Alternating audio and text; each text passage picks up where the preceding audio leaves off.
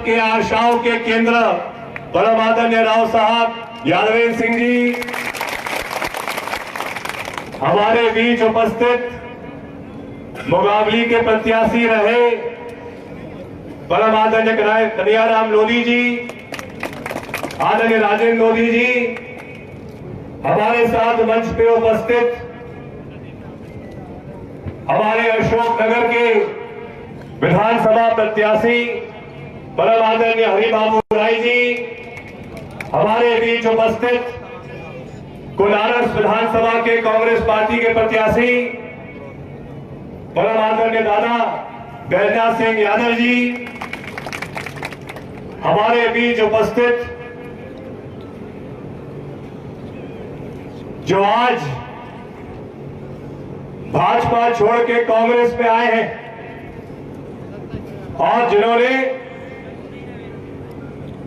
राज्य मंत्री का दर्जा के पद से इस्तीफा देकर आए हैं, ऐसे हमारे युवा साथी राव अजय सिंह जी, मेरे छोटे भाई आदरणीय राव अक्षय सिंह जी और हमारे समस्त मुकाबली विधानसभा से पधारे हमारे एक एक साथीगण, अशोकनगर जिले से पधारे हमारे एक एक साथीगण, हमारे जिला कांग्रेस के अध्यक्ष रहे प्रदेश कांग्रेस के महामंत्री आदरणीय हरि सिंह रघुवंशी जी, हमारे बीच उपस्थित आज अशोकनगर से जिन्होंने भाजपा से इस्तीफा दिया है आदरणीय अशोक शर्मा जी और हमारे अनेकों साथी, हमारे एक एक नौजवान, एक एक जो बड़े बुजुर्ग हैं और जो हमारी सभी माता बहनें हैं, मैं आप सबको प्रणाम करता हूं। और सबसे पहले मैं राव देशा सिंह जी के चरणों में नमन करता हूं। आज का दिन हम सबके लिए एक ऐतिहासिक दिन है।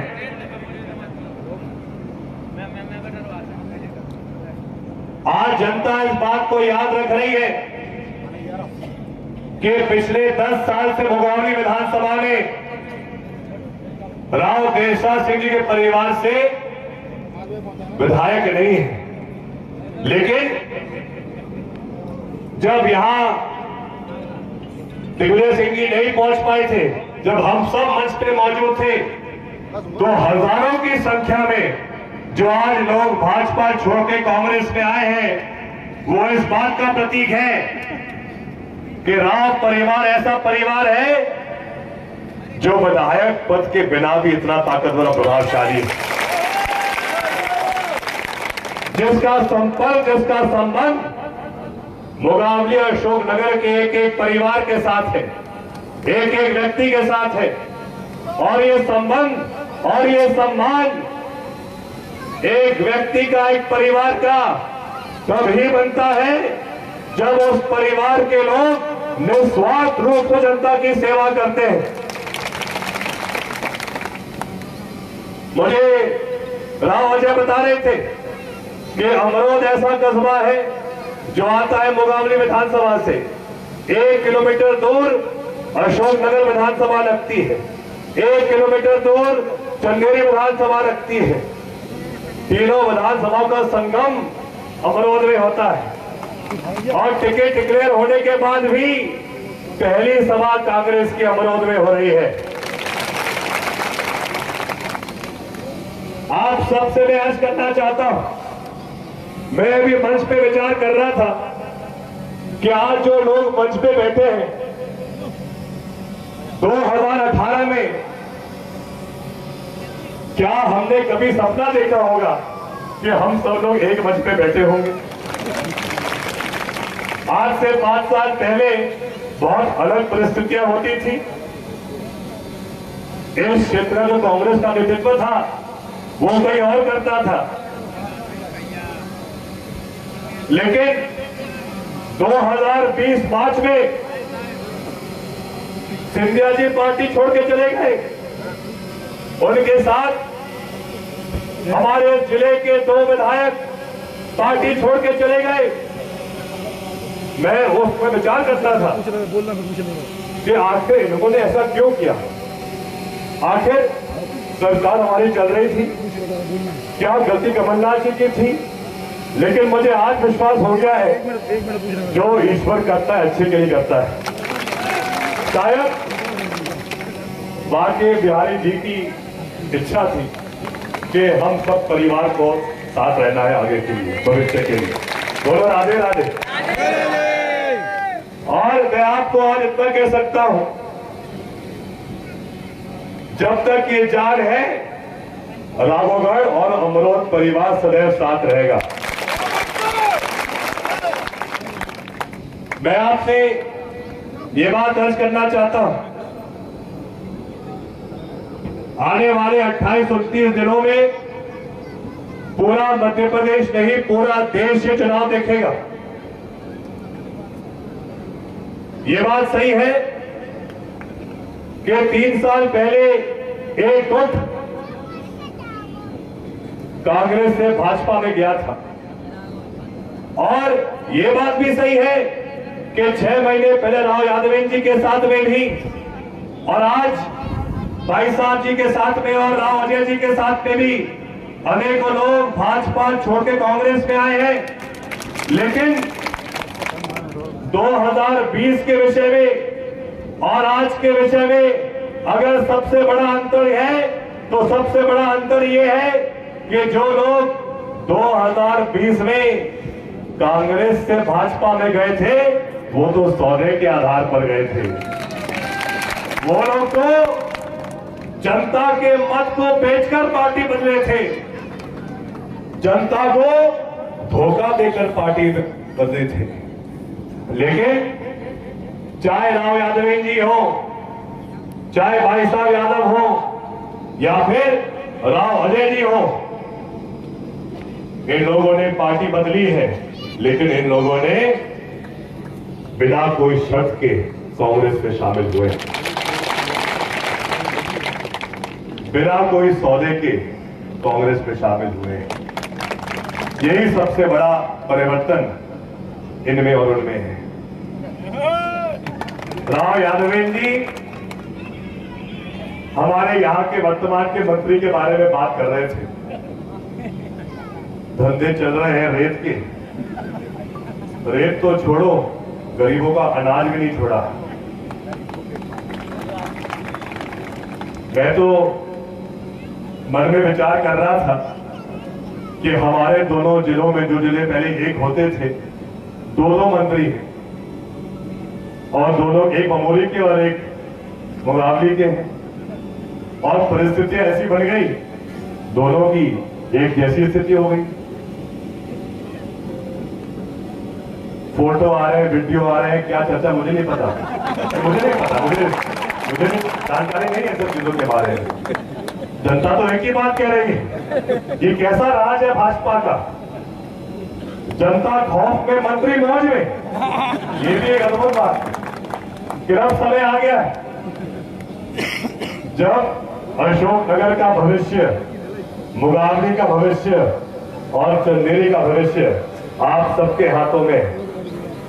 अभी कुछ दिन पहले भोपाल में कमलनाथ जी ने, दिग्विजय सिंह जी ने कांग्रेस का वचन पत्र प्रस्तुत किया था। आपको याद होगा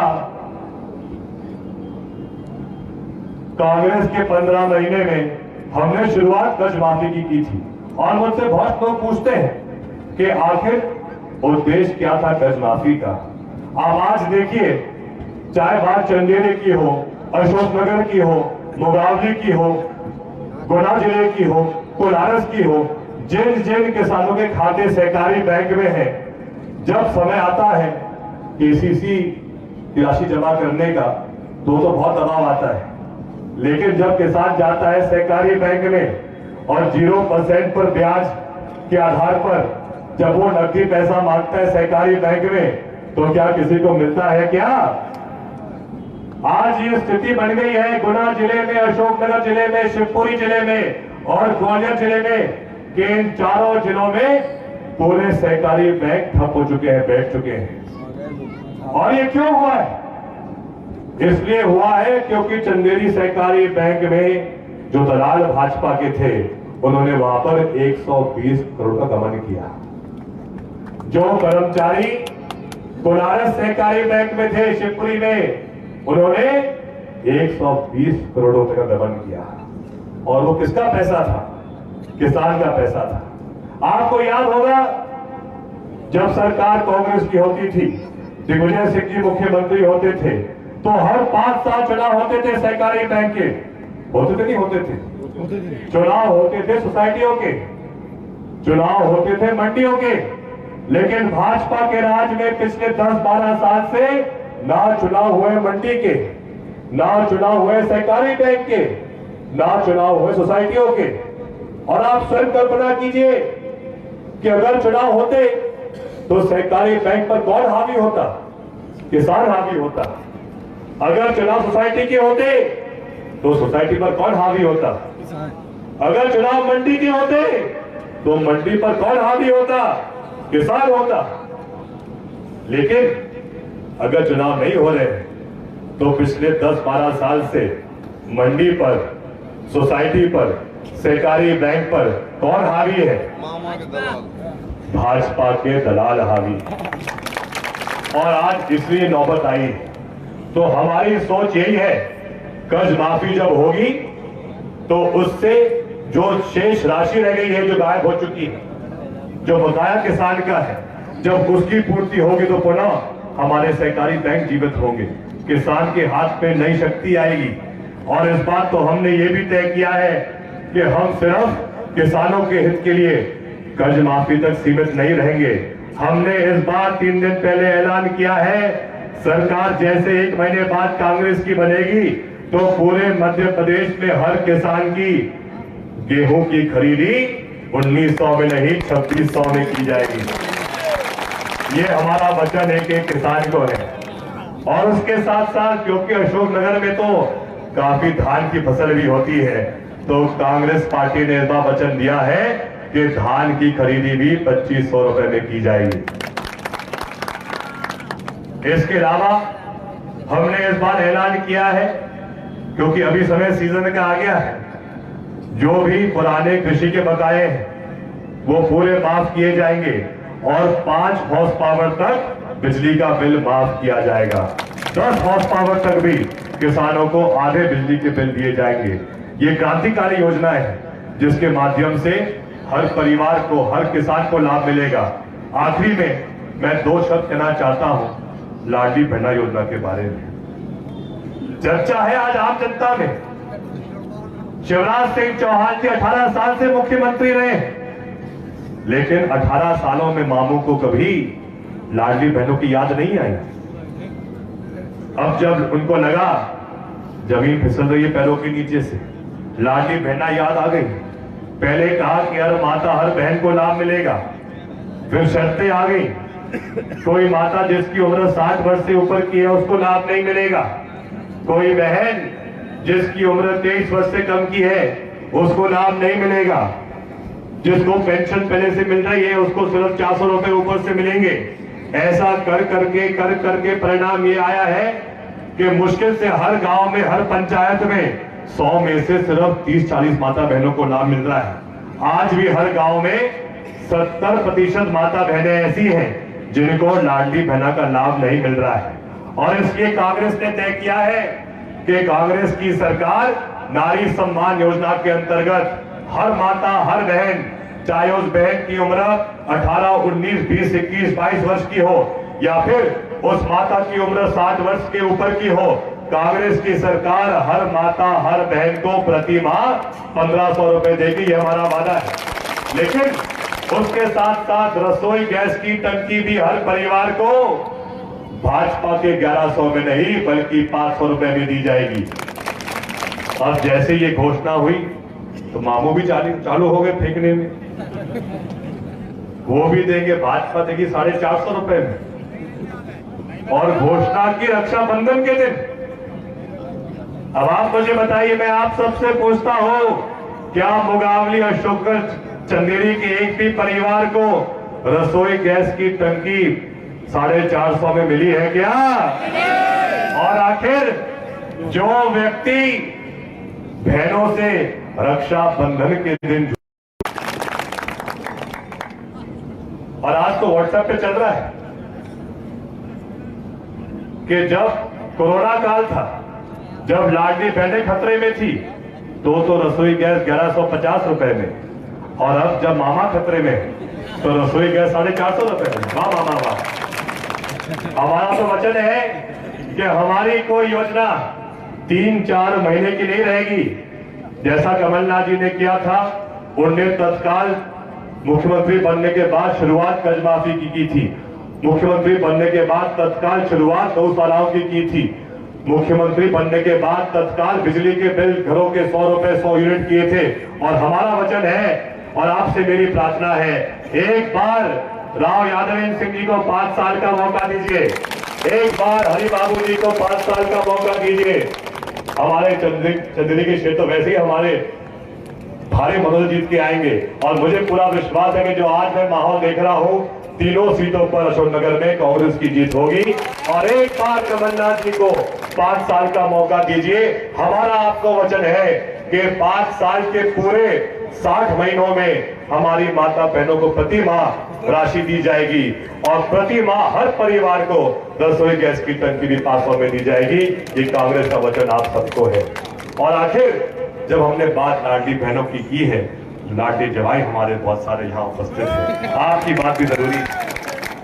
और आज तो हर युवा इस बात से परेशान है कि भाजपा के राज में जो इनकी बड़ी बड़ी बातें होती थी कि मोदी जी और शिवराज जी हर साल 2 करोड़ युवाओं को रोजगार देंगे, मैं आप सबसे पूछना चाहता हूं, यहाँ पे अनेकों गांव के यहाँ पे साथीगण उपस्थित है, क्या एक भी गांव के शिक्षित युवा को कोई नया सरकारी पद मिला है क्या? नहीं मिला। अगर मिला भी है तो आउटसोर्स का मिला है। आउटसोर्स तो वो प्रथा होती है कि जब ठेकेदार चाहे भर्ती कर भी सकता है और जब ठेकेदार चाहे हटा भी सकता है। लेकिन आप वो समय याद करो जब बड़े साहब मुख्यमंत्री होते थे, उस समय गांव का शिक्षित बेटा शिक्षक बना था। हर पंचायत में नियुक्तियां हुई थी, और सिर्फ बात शिक्षा कर्मी की नहीं है, चाहे पंचायत सचिव हो, चाहे रोजगार सहायक हो, चाहे ग्राम सेवक हो, आंगनवाड़ी कार्यकर्ता हो, आशा उषा कार्यकर्ता हो, अगर ये सब सरकारी पद किसी की देन है तो सिर्फ और सिर्फ कांग्रेस की देन है। और इस बार कांग्रेस ने वचन दिया है 3 दिन पहले, सरकार बनने पर हम हमारे ग्रामीण क्षेत्र में हर पंचायत में 1 लाख से अधिक सरकारी पद देंगे, जिसके द्वारा हमारा शिक्षित युवा जो गांव का है वो आत्मनिर्भर बनेगा। मैं तो आज आपसे ये कहना चाहता हूं, क्योंकि अब हम सब हमारे जो शेष वक्ता है उनको भी सुनना चाहते हैं, लेकिन आज राव देशराज सिंह जी ऊपर से देख रहे होंगे और आज वो बहुत प्रसन्न होंगे, क्योंकि आज पूरा परिवार एक साथ खड़ा है। और हम सब मिलके एक बार जरूर मुगावली विधानसभा का जो एक मतदाता है, आप एक बार जरूर याद रखना 17 नवंबर को कि उस दिन राव यादवेंद्र जी के साथ में आपका मत राव देशराज सिंह जी के लिए भी रहेगा। और हमको इस भावना के साथ और इस ताकत के साथ अगले 1 महीने में काम करना है, और उसके आगे जिंदगी भर हम सब आपके चरणों में रह के आपकी सेवा करेंगे। ये मेरा आप सबको वचन है। आप सबका बहुत बहुत धन्यवाद। जय हिंद, जय भारत।